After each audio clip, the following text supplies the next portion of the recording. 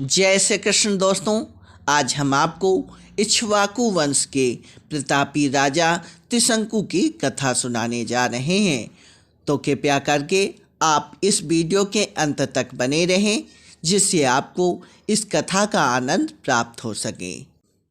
दोस्तों, इक्ष्वाकु वंश में त्रिशंकु नाम के एक राजा हुए थे। त्रिशंकु की इच्छा सशरीर स्वर्ग जाने की थी, अतः इसके लिए उन्होंने गुरु वशिष्ठ जी से यज्ञ करने के लिए कहा। वशिष्ठ जी ने बताया कि मुझे इतनी सामर्थ्य नहीं है कि मैं किसी व्यक्ति को सशरीर स्वर्ग पहुंचा सकूं।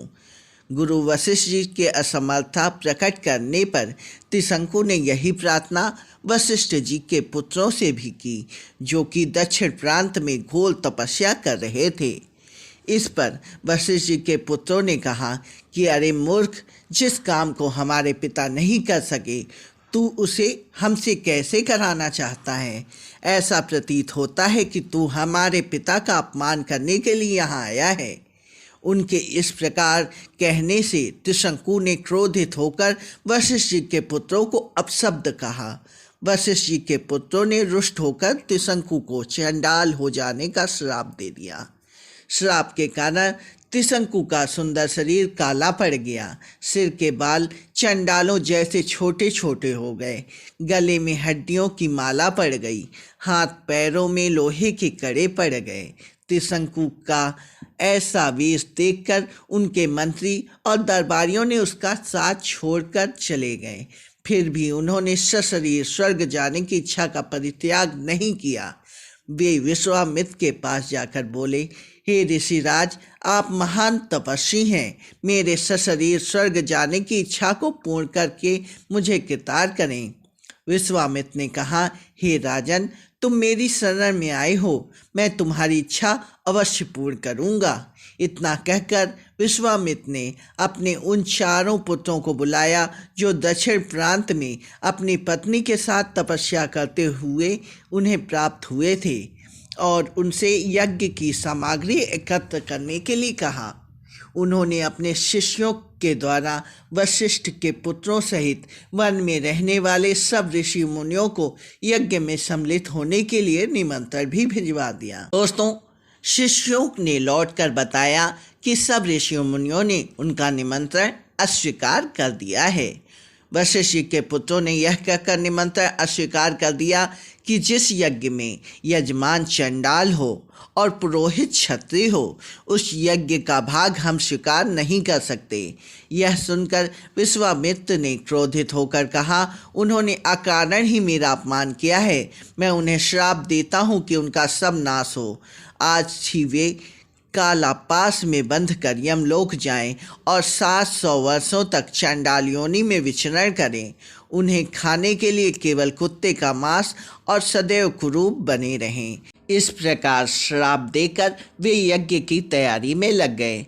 सतानंद जी आगे कहते हैं, हे राघव, विश्वामित्र के श्राप के कारण वशिष्ठ जी के पुत्रों को यमलोक सिधार गए।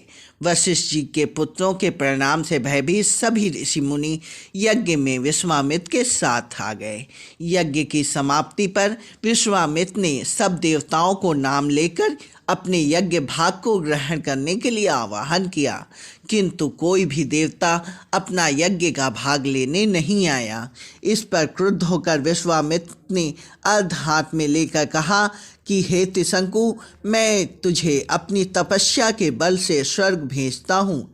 इतना कहकर विश्वामित्र ने मंत्र पढ़ते हुए आकाश में जल छिड़का और राजा त्रिशंकु सशरीर आकाश में चढ़ते हुए स्वर्ग जा पहुँचे। दोस्तों, त्रिशंकु को स्वर्ग में आया देख इंद्र ने क्रोध से कहा, अरे मूर्ख, तुझे तेरे गुरु ने श्राप दिया है, इसलिए तू स्वर्ग में रहने योग्य नहीं है। इंद्र के ऐसा कहते ही त्रिशंकु सिर के बल पृथ्वी पर गिरने लगा और विश्वामित्र से अपनी रक्षा की प्रार्थना करने लगा। विश्वामित्र ने उन्हें वहीं ठहर जाने का आदेश दिया और वे अधर में ही सिर के बल लटक गए। त्रिशंकु की पीड़ा की कल्पना करके विश्वामित्र ने उसी स्थान पर अपनी तपस्या के बल से स्वर्ग की सृष्टि कर दी और नए तारे तथा दक्षिण दिशा में सप्त ऋषि मंडल बना दिया। इसके बाद उन्होंने नए इंद्र की सृष्टि करने का विचार किया, जिससे इंद्र सहित सभी देवता भयभीत होकर विश्वामित्र से अनुनय विनय करने लगे। वे बोले, हमने त्रिशंकु को केवल इसलिए लौटा दिया था कि वे गुरु के श्राप के कारण स्वर्ग में नहीं रह सकते। इंद्र की बात सुनकर विश्वामित्र जी ने बोले कि मैंने इसे स्वर्ग भेजने का वचन दिया है, इसलिए मेरे द्वारा बनाया गया यह स्वर्ग मंडल हमेशा रहेगा और त्रिशंकु सदा इस नक्षत्र मंडल में अमर होकर राज्य करेगा। इससे संतुष्ट होकर इंद्रादि देवता अपने अपने स्थानों में वापस चले जाते हैं।